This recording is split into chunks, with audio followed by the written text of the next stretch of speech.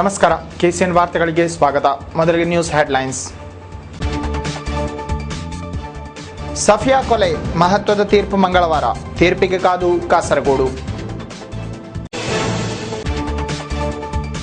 Endo ಸಂತ್ರಸ್ತ ಮಾತೆಯರು ಮತ್ತೆ ಮುಖ್ಯಮಂತ್ರಿ ನಿವಾಸದತ್ತ ನಿರಾಹಾರ ಸತ್ಯಾಗ್ರಹಕ್ಕೆ ಸಜ್ಜು. ಆಗಸ್ಟ್ 6ರಂದು ಎಂಡೋ ಸಂತ್ರಸ್ತರ ಸಂಗಮ.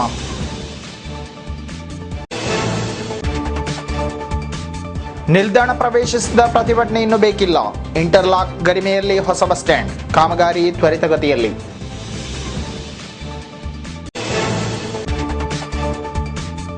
ಕವಿಗಣ್ಯನ ಭೇಟಿಗೆ ಸಾಹಿತ್ಯ ದಿಗ್ಗಜ. ಕವಿತಾ ಕುಟೀರದಲ್ಲಿ ಕಯ್ಯಾರ ಪಾಪು ಭೇಟಿ, ಸ್ಮರಣೀಯ ಸನ್ಮಾನ ಕಾರ್ಯಕ್ರಮ. ಈಗ ವಾರ್ತೆಗಳು ವಿವರವಾಗಿ. ಕಾಸರಗೋಡಿನಲ್ಲಿ ನಿರಂತರ ಸುದ್ದಿಗೆ ಗ್ರಾಸ ಒದಗಿಸಿದ್ದ ಅಮಾಯಕ ಬಾಲಕಿ ಸಫಿಯಾ ಬರ್ಬರ ಹತ್ಯೆ ಪ್ರಕರಣದ ಮಹತ್ವದ ತೀರ್ಪು ಮಂಗಳವಾರ. ಇಡೀ ನಾಡೇ ಕಾತರದಿಂದ ನಿರೀಕ್ಷಿಸುತ್ತಿರುವ ತೀರ್ಪನ್ನು ಮಂಗಳವಾರ ಪೂರ್ವಾಹ್ನ ಕಾಸರಗೋಡು ಜಿಲ್ಲಾ ವಿಭಾಗೀಯ ನ್ಯಾಯಾಲಯವು ಪ್ರಕಟಿಸಲಿದೆ. ಈಗಾಗಲೇ ವಿಚಾರಣೆ ಪೂರ್ತಿಗೊಳಿಸಿರುವ ನ್ಯಾಯಾಲಯವು ತೀರ್ಪು ಘೋಷಣೆಯನ್ನು ಕಾದಿರಿಸಿತ್ತು. ಗೋವಾದ ಗುತ್ತಿಗೆದಾರನು ಕಾಸರಗೋಡಿನ ಬೋವಿಕಾನ ಮಾಸ್ತಿಕುಂಡು ನಿವಾಸಿಯಾದ CA ಹಂಸ ಎಂಬಾತ ಪ್ರಕರಣದ ಪ್ರಮುಖ ಹಾಗೂ 1ನೇ ಆರೋಪಿಯಾಗಿದ್ದಾನೆ. ಉಳಿದಂತೆ ಈತನ ಪತ್ನಿ ಮೈಮೂನಾ, ಸಂಬಂಧಿಕನಾದ ಕುಂಬಳೆ ಆರಿಕಾಡಿ ನಿವಾಸಿ NM ಅಬ್ದುಲ್ಲಾ, ಮಡಿಕೇರಿ ಅಯ್ಯಂಗೇರಿಯ ಮೊಯ್ದು ಹಾಗೂ ಆರಂಭದಲ್ಲಿ ತನಿಖೆ ನಡೆಸಿದ್ದ ಅಂದಿನ ಆದೂರು ಸಹಾಯಕ ಪೊಲೀಸ್ ಠಾಣಾಧಿಕಾರಿ ಗೋಪಾಲಕೃಷ್ಣ ಎಂಬುವರು ಆರೋಪಿಗಳಾಗಿದ್ದಾರೆ. ಪ್ರಕರಣವನ್ನು ಆರೋಪಿ CA ಹಂಸನಿಗೆ ಬೇಕಾದಂತೆ ತಿರುಚಿರುವುದಾಗಿ ಆರೋಪಿಸಿ ನಿವೃತ್ತ ASI ಗೋಪಾಲಕೃಷ್ಣರನ್ನು 5ನೇ ಆರೋಪಿಯನ್ನಾಗಿ ಗುರುತಿಸಲಾಗಿತ್ತು. ಮಡಿಕೇರಿ ಅಯ್ಯಂಗೇರಿ ನಿವಾಸಿಯಾದ ಮೊಯ್ದು ನಬೀಸಾ ದಂಪತಿಯ ಪುತ್ರಿ 14ರ ಹರೆಯದ ಸಫಿಯಾ ಅಮಾನುಷವಾಗಿ ಕಗ್ಗೊಲೆಯಾದವಳು. ಕಡು ಬಡ ಕುಟುಂಬವಾದ ಮೊಯ್ದು ಅವರು ತನ್ನ ಒಬ್ಬಳು ಪುತ್ರಿಯಾದರೂ ಚೆನ್ನಾಗಿ ಬಾಳಲಿ ಎಂಬ ಆಶೆಯಿಂದ ಮಾಸ್ತಿಕುಂಡುವಿನ CA ಹಂಸನ ಮನೆಯಲ್ಲಿ ಆಕೆಯನ್ನು ಮನೆ ಕೆಲಸಕ್ಕೆ ನಿಲ್ಲಿಸಿದ್ದರು. ಮಾಸ್ತಿಕುಂಡುವಿನ ಮನೆಯಿಂದ ಹಂಸನು ಕುಟುಂಬ ಸಮೇತ ಗೋವಾದ ಫ್ಲಾಟ್ಗೆ ವಾಸ ಬದಲಿಸಿದಾಗ ಬಾಲಕಿ ಸಫಿಯಾಳನ್ನು ಕೊಂಡೊಯ್ದಿದ್ದ. ಅಲ್ಲಿ 2007ರಲ್ಲಿ ಸಫಿಯಾಳನ್ನು ಕೊಂದ ಬಳಿಕ ಆಕೆಯ ದೇಹವನ್ನು ಹಲವು ತುಂಡುಗಳಾಗಿ ತುಂಡರಿಸಿ ಪ್ಲಾಸ್ಟಿಕ್ ಚೀಲಗಳಲ್ಲಿ ತುಂಬಿ ಗೋವಾದ ಅಣೆಕಟ್ಟೊಂದರ ಬದಿಯಲ್ಲಿ ಹೂತು ಹಾಕಿದ್ದ. ಅಂತಿಮವಾಗಿ ತನಿಖೆ ಕೈಗೆತ್ತಿಕೊಂಡಿದ್ದ ಕ್ರೈಂ ಬ್ರಾಂಚ್ ತಂಡವು ಮೃತದೇಹದ ಅವಶೇಷಗಳನ್ನು ಹೊರತೆಗೆದದ್ದಲ್ಲದೆ ಆರೋಪಿಗಳನ್ನು ಬಂಧಿಸಿತ್ತು. ಸಫಿಯಾಳ ನಿಗೂಢ ಕಣ್ಮರೆಯು ಕಾಸರಗೋಡಿನಲ್ಲಿ ಭಾರೀ ಕೋಲಾಹಲ ಸೃಷ್ಟಿಸಿದ್ದು, ಆಕೆಯ ಪತ್ತೆಗೆ ಒತ್ತಾಯಿಸಿ 2 ತಿಂಗಳುಗಳ ಕಾಲ ನಗರದ ಹೊಸ ಬಸ್ ನಿಲ್ದಾಣ ಪರಿಸರದಲ್ಲಿ ನಿರಂತರ ಸತ್ಯಾಗ್ರಹ ನಡೆದಿದ್ದು, ಇದು ಕಾಸರಗೋಡಿನ ಇತಿಹಾಸದಲ್ಲಿ ಅತ್ಯಂತ ಸುದೀರ್ಘ ಹೋರಾಟವಾಯಿತು.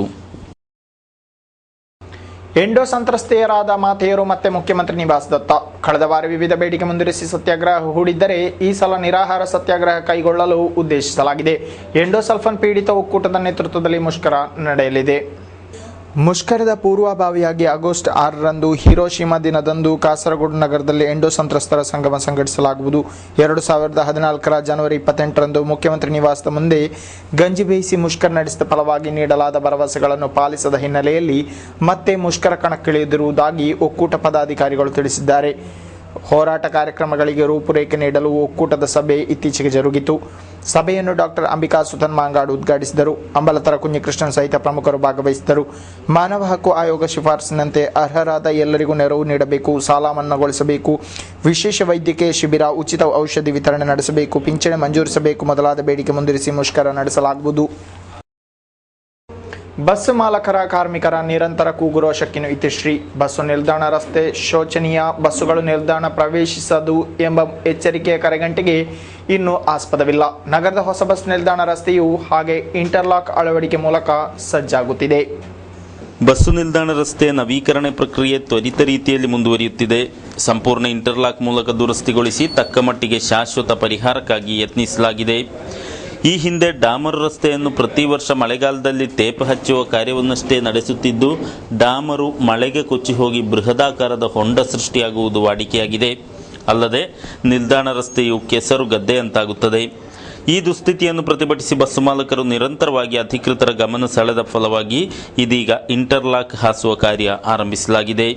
ಕಾಮಗಾರಿ ಶೀಘ್ರ ಪೂರ್ತಿಯಾಗಲಿದ್ದು, ಹಾಗೆ ಬಸ್ಸು ಮಾಲಕರ ಸಿಬ್ಬಂದಿಗಳ ಹಾಗೂ ಪ್ರಯಾಣಿಕರ ಬಹುಕಾಲದ ಬೇಡಿಕೆಯೊಂದು ಈಡೇರಿದಂತಾಗಿದೆ. ಧಾರವಾಡ ಕರ್ನಾಟಕ ವಿದ್ಯಾವರ್ಧಕ ಸಂಘದ ಆಶ್ರಯದಲ್ಲಿ ಶತಕ ಪೂರೈಸಿದ ಕವಿಪುಂಗವ ಗಡಿನಾಡ ಭೀಮಕವಿ ನಾಡೋಜ ಕಯ್ಯಾರರನ್ನು ಹೃದಯವಾಗಿ ಸನ್ಮಾನಿಸಲಾಯಿತು. ವದಿಯಡ್ಕ ಪೆರಡಾಲದಲ್ಲಿರುವ ಕವಿತಾ ನಿವಾಸವಾದ ಕವಿತಾ ಕುಟೀರದಲ್ಲಿ ಭಾನುವಾರ ಜರುಗಿದ ಕಾರ್ಯಕ್ರಮವು ಸ್ಮರಣೀಯವಾಯಿತು. ಹಲವಾರು ಮಂದಿ ಅಭಿಮಾನಿಗಳು ಭಾಗವಹಿಸಿದ್ದರು. ಕಾರ್ಯಕ್ರಮವನ್ನು ಕನ್ನಡದ ಹಿರಿಯ ಸಾಹಿತಿ ಧಾರವಾಡ ಕರ್ನಾಟಕ ವಿದ್ಯಾವರ್ಧಕ ಸಂಘದ ಅಧ್ಯಕ್ಷ ಡಾಕ್ಟರ್ ಪಾಟೀಲ ಪುಟ್ಟಪ್ಪ ಉದ್ಘಾಟಿಸಿದರು. ಅವರು ಮಾತನಾಡಿ, ಕಾಸರಗೋಡು ಅಚ್ಚ ಕನ್ನಡ ಪ್ರದೇಶವಾಗಿದ್ದು ಈ ನೆಲವು ಕರ್ನಾಟಕಕ್ಕೆ ಸೇರಲೇಬೇಕಾದುದು. ಇದಕ್ಕಾಗಿ ಕಾಲಕ್ಕೊಪ್ಪುವ ಕ್ರಮ ಅನಿವಾರ್ಯವೆಂದು ಅಭಿಪ್ರಾಯಪಟ್ಟರು. ಕವಿ ಕಯ್ಯಾರರು ಸಮಸ್ತ ಕನ್ನಡಿಗರ ಆಸ್ತಿ. ಅವರ ಕಾವ್ಯಕೃಷಿ ವರ್ಣನೆಗೂ ನಿಲುಕದ್ದು ಎಂದು ಹೇಳಿದರು. ಈಗ ಏನು ಮಾಡಬೇಕು ಅನ್ನೋ ಪ್ರಶ್ನೆ ಇದೆ. ಲಿಂಗ್ವಿಸ್ಟಿಕ್ ಮೈನಾರಿಟೀಸ್ ಕಮಿಷನರ್ ಪ್ರತಿಯೊಂದು ರಾಜ್ಯದಲ್ಲೂ ಇದ್ದಾರೆ. ಅವರು ಆ ರಾಜ್ಯದ ಭಾಷಾ ಅಲ್ಪಸಂಖ್ಯಾತರಿಗೆ ಏನು ತೊಂದರೆ ಆಗುತ್ತದೆ ಅನ್ನೋ ಬಗ್ಗೆ ಕೇಂದ್ರ ಸರ್ಕಾರಕ್ಕೆ ವರದಿ ಮಾಡಬೇಕು. ಆದರೆ ಈ ಲಿಂಗ್ವಿಸ್ಟಿಕ್ ಮೈನಾರಿಟಿ ಕಮಿಷನರ್ ಮಹಾರಾಷ್ಟ್ರದಲ್ಲಿಯೂ ಅಸಮರ್ಥರಾಗಿದ್ದಾರೆ, ಕೇರಳದಲ್ಲಿಯೂ ಅಸಮರ್ಥರಾಗಿದ್ದಾರೆ. ವಿದ್ಯಾವರ್ಧಕ ಸಂಘದ ಪದಾಧಿಕಾರಿಗಳಾದ ಮೋಹನ ನಾಗಣ್ಣ, ವಿಶ್ವೇಶ್ವರಿ ಹಿರೇಮಠ, ತಿಗ್ಗಡಿ, ಕಾಶ್ಯಪ್ಪ, ನಾಗರಾಜ್, ಮಹೇಶ, ಸಚ್ಚಿದಾನಂದ ಸ್ವಾಮಿ, ರಾಘು, ಕರ್ನಾಟಕ ನಾಟಕ ಅಕಾಡೆಮಿ ಸದಸ್ಯ ಎಂ ಉಮೇಶ್ ಸಾಲಿಯಾನ್ ಮೊದಲಾದವರು ಭಾಗವಹಿಸಿದರು. ಈ ಸಂದರ್ಭದಲ್ಲಿ ಕವಿ ಕಯ್ಯಾರರನ್ನು ಹಾಗೂ ಕಾಸರಗೋಡಿನ ಅಭಿಮಾನಿಗಳ ಪರವಾಗಿ ಪಾಪು ಅವರನ್ನು ಸನ್ಮಾನಿಸಲಾಯಿತು.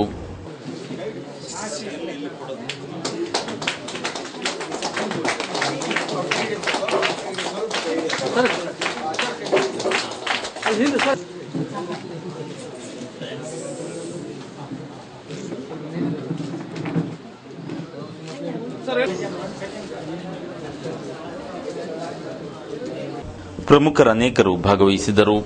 ಕಾರ್ಯಕ್ರಮಕ್ಕಾಗಿ ಕಾಸರಗೋಡಿಗೆ ಆಗಮಿಸಿದ್ದ ಪಾಪು ಅವರನ್ನು ನಗರದಲ್ಲಿ ಹೃದಯ ಸ್ವಾಗತವಿತ್ತು ಪದ್ಯಡ್ಕ ಕವಿ ನಿವಾಸಕ್ಕೆ ಕರೆದೊಯ್ಯಲಾಯಿತು. ಕಾಸರಗೋಡು ನಗರದಲ್ಲಿ ನೀಡಿದ ಸ್ವಾಗತ ಕಾರ್ಯಕ್ರಮದಲ್ಲಿ ಕರಾವಳಿ ಸಾಂಸ್ಕೃತಿಕ ಪ್ರತಿಷ್ಠಾನದ ಅಧ್ಯಕ್ಷ ಶಿವರಾಮ ಕಾಸರಗೋಡು ಮತ್ತಿತರರು ಉಪಸ್ಥಿತರಿದ್ದರು. ಮುಸಲ್ಮಾನ ಬಾಂಧವರ ಪವಿತ್ರ ಆಚರಣೆಯಾದ ಈದ್ ಉಲ್ ಫಿತರ್ಗೆ ದಿನಗಣನೆಯಾಗುತ್ತಿರುವಂತೆ ಕಾಸರಗೋಡಿನ ಮಾರುಕಟ್ಟೆ ಸಕ್ರಿಯವಾಗಿದೆ. ನಾಡು ನಗರವು ಉತ್ಸವದ ಕಳೆಯಲ್ಲಿ ತೇಲಾಡತೊಡಗಿದ್ದು, ಪ್ರಮುಖ ನಗರಗಳು ಭರಾಟೆಯ ವ್ಯಾಪಾರದಿಂದ ಗುಜುಗುಟ್ಟತೊಡಗಿವೆ. ಪೆರುನಾಳ್ ಆಚರಣೆಗೆ ಅಗತ್ಯ ಸಾಮಗ್ರಿಗಳು ಎಲ್ಲವೂ ಹೊಸದಾಗಿರಬೇಕೆಂಬ ನಂಬಿಕೆ ಇದೆ. ಇದರಿಂದಾಗಿ ಬಟ್ಟೆ ಬರೆ, ಚಪ್ಪಲಿ ಖರೀದಿಸಲು ಫ್ಯಾನ್ಸಿ ಅಂಗಡಿಗಳಲ್ಲಿ ವಿಪರೀತ ಜನಸಂದಣಿ ಕಂಡುಬಂದಿದೆ. ಹಿಂದಿನ ವರ್ಷಗಳಿಗೆ ಹೋಲಿಸಿದಲ್ಲಿ ಈ ಬಾರಿ ವ್ಯಾಪಾರ ಮತ್ತಷ್ಟು ಉತ್ತಮ ರೀತಿಯಲ್ಲಿ ಸಾಗುತ್ತಿರುವುದಾಗಿ ವರ್ತಕರು ಹೇಳುತ್ತಾರೆ. ಕಳೆದ ವರ್ಷಗಳಲ್ಲಿ ಪೆರುನಾಳ್ನ ಅಂತಿಮ ದಿನಗಳಲ್ಲಿ ಮಾತ್ರ ನಗರಗಳಲ್ಲಿ ಉಸಿರುಗಟ್ಟುವ ಅವಸ್ಥೆ ಸೃಷ್ಟಿಯಾಗಿದ್ದಾದರೆ, ಈ ಬಾರಿ ಕಾಸರಗೋಡು, ಹಳೆ ಬಸ್ ಸ್ಟ್ಯಾಂಡ್ನಂತಹ ಪ್ರದೇಶಗಳು ಈಗಾಗಲೇ ಜನಜಂಗುಳಿಯಿಂದ ತುಂಬಿ ತುಳುಕುತ್ತಿದೆ. ಮುಂದಿನ ದಿನಗಳಲ್ಲಿ ಇನ್ನಷ್ಟು ಜನಸಾಂದ್ರತೆ ಹೆಚ್ಚಾಗುವುದಾಗಿ ತಿಳಿಯಲಾಗಿದೆ. ಟ್ರಾಫಿಕ್ ಸ್ತಬ್ಧತೆ, ರಸ್ತೆ ದುರಂತ ನಿವಾರಣೆ ನಿಟ್ಟಿನಲ್ಲಿ ನಗರದಾದ್ಯಂತ ಹೆಚ್ಚುವರಿ ಪೊಲೀಸರು ನಿಯೋಜಿಸಲಾಗಿದ್ದು, ಮುಂದಿನ ದಿನಗಳಲ್ಲಿ ಮತ್ತಷ್ಟು ಪೊಲೀಸರ ಸೇವಾ ಲಭ್ಯತೆ ಒದಗಿಸಲಾಗುವುದು.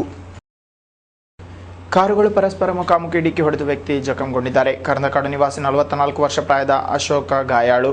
ಕರಂದಕಾಡು ಪೆಟ್ರೋಲ್ ಪಂಪ್ ಬಳಿ ರಾಷ್ಟ್ರೀಯ ಹೆದ್ದಾರಿಯಲ್ಲಿ ಭಾನುವಾರ ರಾತ್ರಿ ಅಪಘಾತ ನಡೆದಿದೆ. ಗಾಯಗೊಂಡ ಅಶೋಕ್ ರವರನ್ನು ನಗರದ ಖಾಸಗಿ ಆಸ್ಪತ್ರೆಯಲ್ಲಿ ದಾಖಲಿಸಲಾಗಿದ್ದು ಚೇತರಿಸಿಕೊಳ್ಳುತ್ತಿದ್ದಾರೆ. ಹಿರಿಯ ಸಮಾಜ ಸೇವಕ ಕುಂಜತೂರಿನ ಅಮೀರ್ ಅಲಿ ಅವರ ಮೃತದೇಹ ಸಂಸ್ಕರಿಸಲಾಯಿತು. ನೂರಾರು ಮಂದಿಯ ಸಾನ್ನಿಧ್ಯದಲ್ಲಿ ಶೋಕತಪ್ತ ವಾತಾವರಣದಲ್ಲಿ ಅಂತ್ಯ ಸಂಸ್ಕಾರ ನೆರವೇರಿತು.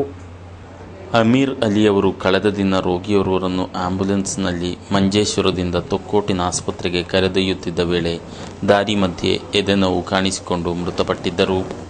ಹೃದಯಾಘಾತದಿಂದ ಮರಣವಪ್ಪಿರುವುದಾಗಿ ತಿಳಿದು ಬಂದಿದೆ. ಇವರು ಜನರ ಪ್ರೀತಿಯ ಅಮ್ಮಿಚ್ಚ ಎಂಬ ಹೆಸರಿನಿಂದ ಕರೆಯಲ್ಪಡುತ್ತಿದ್ದರು. ಹಲವಾರು ವರ್ಷಗಳ ಕಾಲ ಆಂಬ್ಯುಲೆನ್ಸ್ ಮೂಲಕ ಸೇವೆಯನ್ನು ನೀಡುತ್ತಿದ್ದ ಇವರನ್ನು ವಿವಿಧ ಸಂಘಟನೆಗಳು ಗುರುತಿಸಿ ಗೌರವಿಸಿವೆ. ಕುಂಜತ್ತೂರು ಗೆಳೆಯರ ಬಳಗವು ಇತ್ತೀಚೆಗೆ ಸನ್ಮಾನಿಸಿ ಆಂಬ್ಯುಲೆನ್ಸ್ ಅನ್ನು ಉಡುಗೊರೆಯಾಗಿ ನೀಡಿತ್ತು. ಉತ್ತಮ ಕ್ರೀಡಾಪಟುವೂ ಆಗಿದ್ದರು. ಇವರ ನಿಧನಕ್ಕೆ ಸಾರ್ವಜನಿಕರು, ವಿವಿಧ ಕ್ಷೇತ್ರದ ಪ್ರಮುಖರು ತೀವ್ರ ಶೋಕ ವ್ಯಕ್ತಪಡಿಸಿದ್ದಾರೆ. ಇಂಡಿಯನ್ ಅಕಾಡೆಮಿ ಆಫ್ ಪೀಡಿಯಾಟ್ರಿಕ್ಸ್ ಹಾಗೂ ಕಾಸರಗೋಡು ಸರ್ಕಾರಿ ಪ್ರೌಢಶಾಲೆಯ ರಕ್ಷಕ ಶಿಕ್ಷಕ ಸಮಿತಿ ಜಂಟಿ ನೇತೃತ್ವದಲ್ಲಿ ಡಯಟ್ ಕಾರ್ಯಕ್ರಮ ನಡೆಯಲಿದೆ. ಮಂಗಳವಾರ ಅಪರಾಹ್ನ 2 ಗಂಟೆಗೆ ಕಾಸರಗೋಡು ಶಾಲೆಯ ಸಭಾಂಗಣದಲ್ಲಿ ಕಾರ್ಯಕ್ರಮ ಜರುಗಲಿದೆ ಎಂದು ಸಂಬಂಧಿತರು ತಿಳಿಸಿದ್ದಾರೆ. ಅವರು ಕಾಸರಗೋಡಿನಲ್ಲಿ ಕರೆದ ಸುದ್ದಿಗೋಷ್ಠಿಯನ್ನು ಉದ್ದೇಶಿಸಿ ಮಾತನಾಡುತ್ತಿದ್ದರು. ಮಕ್ಕಳಲ್ಲಿ ಶಾರೀರಿಕ ಆರೋಗ್ಯ, ಮಾನಸಿಕ ನೆಮ್ಮದಿ ಹಾಗೂ ಸ್ಥೈರ್ಯವನ್ನು ಬೆಳೆಸಿಕೊಳ್ಳಲು ತಿಳುವಳಿಕೆ ಮೂಡಿಸುವ ಸಲುವಾಗಿ ಡಯಟ್ ಕಾರ್ಯಕ್ರಮ ಹಮ್ಮಿಕೊಳ್ಳಲಾಗಿದೆ. ನಗರಸಭಾಧ್ಯಕ್ಷ ಟಿ ಅಬ್ದುಲ್ಲಾ ಚಾಲನೆ ನೀಡಲಿದ್ದು, ನಗರಸಭೆ ಆರೋಗ್ಯ ಸ್ಥಾಯಿ ಸಮಿತಿ ಅಧ್ಯಕ್ಷ ಅಬ್ದುಲ್ ರೆಹಮಾನ್ ಕುಂಜಿ ಮಾಸ್ಟರ್ ಅಧ್ಯಕ್ಷತೆ ವಹಿಸುವರು. ಮುಖ್ಯ ಅತಿಥಿಗಳಾಗಿ ಶಾಲಾ ರಕ್ಷಕ ಶಿಕ್ಷಕ ಸಂಘದ ಅಧ್ಯಕ್ಷ AS Moideen Kunhi, ward councillor Ruparani, ಮುಖ್ಯೋಪಾಧ್ಯಾಯಿನಿ ಅನಿತಾಬಾಯಿ, ಸರ್ಕಾರಿ ಆಸ್ಪತ್ರೆ ವೈದ್ಯರಾದ ಡಾಕ್ಟರ್ ಅಬ್ದುಲ್ ಸತ್ತಾರ್ ಭಾಗವಹಿಸಲಿರುವರು ಎಂದು പദാധികാരികൾ ತಿಳಿಸಿದರು. കുട്ടികളിലുള്ള ചികിത്സാ രീതിയിലുള്ള നൂതനങ്ങളായ ആശയങ്ങളെ അതിൻ്റെ മെമ്പേഴ്സിന് അറിയിക്കുക, ജേണൽ പബ്ലിക്കേഷനിലൂടെ, അതേപോലെ കോൺഫറൻസ് കണ്ടക്ട് ചെയ്യുന്നതിലൂടെ. പക്ഷേ കുട്ടികളുടെ ആരോഗ്യ പ്രശ്നത്തിലും ആരോഗ്യേതര പ്രശ്നത്തിലും എവിടെയെങ്കിലും ഇൻ്റർവെൻഷൻ, ഇടപെടൽ ആവശ്യമുണ്ടെങ്കിൽ ശക്തമായിട്ട് ഇടപെടുക എന്നുള്ളത് നമ്മുടെ ഒരു പ്രവർത്തന ശൈലിയാണ്, പ്രവർത്തന ലക്ഷ്യമാണ്. ഉദാഹരണത്തിന് കൗമാരപ്രായത്തിലുള്ള കുട്ടികളുടെ ആരോഗ്യ പ്രശ്നത്തെപ്പറ്റി രക്ഷിതാക്കളെ ബോധവൽക്കരിക്കുക, ഇമ്മ്യൂണൈസേഷൻ സ്റ്റാറ്റസ് കുറഞ്ഞു പോകുമ്പോൾ അത് കൂട്ടുന്നതിനുള്ള ബോധവൽക്കരണ പരിപാടികൾ നടത്തുക, പ്രീ പ്രൈമറി എഡ്യൂക്കേഷനുള്ള അശാസ്ത്രീയമായ ട്രെൻഡ്സിനെ അതിനെതിരായിട്ട് ബോധവൽക്കരണം നടത്തുക. ഇതൊക്കെ നമ്മുടെ പ്രവർത്തന പരിപാടിയിൽപ്പെട്ടതാണ്. ಸಭಾ ಕಾರ್ಯಕ್ರಮದ ಬಳಿಕ ಕಾಸರಗೋಡು ಸರ್ಕಾರಿ ಆಸ್ಪತ್ರೆಯ ಮಕ್ಕಳ ತಜ್ಞ ವೈದ್ಯರಾದ ಡಾಕ್ಟರ್ ಬಿ ನಾರಾಯಣ ನಾಯ್ಕ ಅವರು ತರಗತಿ ನೀಡಲಿದ್ದಾರೆ ಎಂದು ತಿಳಿಸಿದರು. ಸುದ್ದಿಗೋಷ್ಠಿಯಲ್ಲಿ ಕಾಸರಗೋಡ್ನ ಐಎಪಿ ಅಧ್ಯಕ್ಷ doctor Yathish, doctor B Narayana Naik ಉಪಸ್ಥಿತರಿದ್ದರು. ಮಂಜೇಶ್ವರ ಪ್ರೆಸ್ ಕ್ಲಬ್ ನೇತೃತ್ವದಲ್ಲಿ ಇಫ್ತಾರ್ ಕೂಟ ಜರುಗಿತು. ನಗರದ ಖಾಸಗಿ ಸಭಾಂಗಣದಲ್ಲಿ ಪ್ರೆಸ್ ಕ್ಲಬ್ ಅಧ್ಯಕ್ಷ ಅನೀಸ್ ಉಪ್ಪಳ ಅವರ ಅಧ್ಯಕ್ಷತೆಯಲ್ಲಿ ಕಾರ್ಯಕ್ರಮ ನಡೆಯಿತು. ಇಫ್ತಾರ್ ಕೂಟವನ್ನು ಸಿಪಿಐ ಜಿಲ್ಲಾ ಕಾರ್ಯಕಾರಿ ಸಮಿತಿ ಸದಸ್ಯ ಬಿ.ವಿ. ರಾಜನ್ ಉದ್ಘಾಟಿಸಿದರು. സാമൂഹ്യ മതപരമായ പ്രവർത്തനങ്ങളിലും എല്ലാ വിഭാഗ ജനങ്ങളുടെ വിശ്വാസം ഏറ്റുവാങ്ങിയ ശ്രീ അയ്യച്ചക്ക് ഞങ്ങൾ ഈ സന്ദർഭത്തിൽ അദ്ദേഹത്തിൻ്റെ സ്മരണ ആദരാഞ്ജലി അർപ്പിക്കേണ്ടതുണ്ട്. അതേ സന്ദർഭത്തിൽ ಪವಿತ್ರ ಮಾಸದಲ್ಲಿ ಗೇರುಕಟ್ಟೆ ಇಗರ್ಜಿ ಧರ್ಮಗುರು ಫಾದರ್ ಅಲೋಷಿಯಸ್, ಮಂಜೇಶ್ವರ ಗ್ರಾಹಕರ ವೇದಿಕೆ ಉಪಾಧ್ಯಕ್ಷೆ ಲಿಲ್ಲಿಬಾಯಿ ಟೀಚರ್, ಕರ್ನಾಟಕ ಜಾನಪದ ಪರಿಷತ್ತಿನ ಕೇರಳ ಘಟಕಾಧ್ಯಕ್ಷ ಕೇಶವ ಪ್ರಸಾದ್ ನಾಣಿತಿಲು, ಕೃಷ್ಣ ಶಿವಕೃಪಾ ಆರೋಗ್ಯಾಧಿಕಾರಿ ಮೋಹನ್, ಪತ್ರಕರ್ತರಾದ ರಹಮಾನ್ ಉದ್ಯಾವರ, ರವಿ ಪ್ರತಾಪ್ ನಗರ ಮೊದಲಾದವರು ಉಪಸ್ಥಿತರಿದ್ದರು. ಕಾರ್ಯಕ್ರಮದಲ್ಲಿ 106 ಮಂದಿ ಪಾಲ್ಗೊಂಡರು. ನೆರೆ ರಾಜ್ಯದಿಂದ ವಾಹನ ಕಳವುಗೈದ ಪ್ರಕರಣದಲ್ಲಿ ಜಿಲ್ಲೆಯ ಇಬ್ಬರನ್ನು ಬಂಧಿಸಲಾಗಿದೆ. ಬಂದಿಯೋಡು ಕುಬಣೂರಿನ 22ರ ಹರೆಯದ ಮೊಯ್ದೀನ್ ಇರ್ಷಾದ್ ಹಾಗೂ ಉಪ್ಪಳ ನಿವಾಸಿ ಶರೀಫ್ ಬಂಧಿತರು. ಕಳೆದ ತಿಂಗಳು ವಿಟ್ಲದಿಂದ ಪಿಕಪ್ ವ್ಯಾನ್ ಕಳವಾಗಿತ್ತು. ಈ ಹಿನ್ನೆಲೆಯಲ್ಲಿ ಕಬಕ ಪೊಲೀಸರು ಕುಂಬಳೆ ಪೊಲೀಸರ ನೆರವಿನಿಂದ ಆರೋಪಿಗಳನ್ನು ಸೆರೆ ಹಿಡಿದಿದ್ದಾರೆ. ಹೊರದೇಶದಿಂದ ಅಕ್ರಮವಾಗಿ ಚಿನ್ನ ತರಲೆತ್ನಿಸಿದ ಕಾಸರಗೋಡು ನಿವಾಸಿಯನ್ನು ಬಂಧಿಸಲಾಗಿದೆ. ಮೊಗ್ರಾಲ್ ನಿವಾಸಿ ಮೊಹಮ್ಮದ್ ಸೆರೆಗೀಡಾದವ. ಮಂಗಳೂರು ವಿಮಾನ ನಿಲ್ದಾಣದಲ್ಲಿ ಕಸ್ಟಮ್ಸ್ ಅಧಿಕಾರಿಗಳು ಬಂಧಿಸಿದ್ದು, ಹೆಚ್ಚಿನ ವಿಚಾರಣೆಗಾಗಿ ಸ್ಥಳೀಯ ಪೊಲೀಸರಿಗೆ ಈತನನ್ನು ಒಪ್ಪಿಸಲಾಗಿದೆ. ಅಬುಧಾಬಿಯಿಂದ ಮಂಗಳೂರಿಗೆ ತಲುಪಿದ ಏರ್ ಇಂಡಿಯಾ ವಿಮಾನದಲ್ಲಿ ಮೊಹಮ್ಮದನು ಬಂದಿಳಿದಿದ್ದ. ಈತನ ಚಲನವಲನದ ಬಗ್ಗೆ ಸಂಶಯಗೊಂಡ ಅಧಿಕಾರಿಗಳು ತಪಾಸಣೆಗೆ ಒಳಪಡಿಸಿದ್ದು, ಈ ವೇಳೆ ಬ್ಯಾಗಿನಲ್ಲಿ ಅಕ್ರಮ ಚಿನ್ನ ಪತ್ತೆಯಾಗಿದೆ. 464 ಗ್ರಾಂ ಚಿನ್ನ ವಶಪಡಿಸಲಾಗಿದೆ. ಇದರ ಸದ್ಯದ ಮಾರುಕಟ್ಟೆ ಮೌಲ್ಯ ಸುಮಾರು 12 ಲಕ್ಷ ರೂಪಾಯಿಯಷ್ಟಿರಬಹುದೆಂದು ಅಂದಾಜಿಸಲಾಗಿದೆ. ಪ್ರಾಥಮಿಕ ತನಿಖೆ ಬಳಿಕ ಅಧಿಕಾರಿಗಳು ಸ್ಥಳೀಯ ಠಾಣಾ ಪೊಲೀಸರಿಗೆ ಆರೋಪಿಯನ್ನು ಹಸ್ತಾಂತರಿಸಿದ್ದಾರೆ. ಡಿವೈಎಫ್ಐ ನಾಯಕನಿಗೆ ತಂಡವೊಂದು ಬೆದರಿಕೆಯೊಡ್ಡಿದ ಸಂಬಂಧ ಪ್ರಕರಣ ದಾಖಲಾಗಿದೆ. ಕುಂಬಳೆ ಕುಂಟಂಗೇರಡ್ಕದ ಡಿವೈಎಫ್ಐ ಘಟಕ ಕಾರ್ಯದರ್ಶಿ 25 ವರ್ಷ ಪ್ರಾಯದ ಜಾಫರ್ ಎಂಬವರಿಗೆ 2 ಬೈಕಿನಲ್ಲಿ ಆಗಮಿಸಿದ ಆಗಂತುಕ ತಂಡ ಬೆದರಿಕೆ ನೀಡಿರುವುದಾಗಿ ದೂರು ದಾಖಲಾಗಿದೆ. ಈ ಸಂಬಂಧ ಕುಂಬಳೆ ಪೊಲೀಸರು ತನಿಖೆ ನಡೆಸುತ್ತಿದ್ದಾರೆ. ಕೊನೆಗೆ ಮತ್ತೊಮ್ಮೆ ವಾರ್ತೆಗಳ ಮುಖ್ಯಾಂಶಗಳು. ಸಫಿಯಾ ಕೊಲೆ ಮಹತ್ವದ ತೀರ್ಪು ಮಂಗಳವಾರ. ತೀರ್ಪಿಗೆ ಕಾದು ಕಾಸರಗೋಡು. ಎಂಡೋ ಸಂತ್ರಸ್ತ ಮಾತೆಯರು ಮತ್ತೆ ಮುಖ್ಯಮಂತ್ರಿ ನಿವಾಸ್ ದತ್ತ ನಿರಾಹಾರ ಸತ್ಯಾಗ್ರಹಕ್ಕೆ ಸಜ್ಜು. ಆಗಸ್ಟ್ 6ರಂದು ಎಂಡೋ ಸಂತ್ರಸ್ತರ ಸಂಗಮ.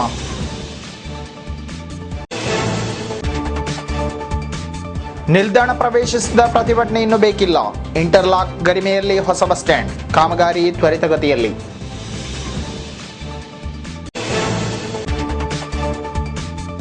ಕವಿಗಣ್ಯನ ಭೇಟಿಗೆ ಸಾಹಿತ್ಯ ದಿಗ್ಗಜ. ಕವಿತಾ ಕುಟೀರದಲ್ಲಿ ಕಯ್ಯಾರ ಪಾಪು ಭೇಟಿ. ಸ್ಮರಣೀಯ ಸನ್ಮಾನ ಕಾರ್ಯಕ್ರಮ.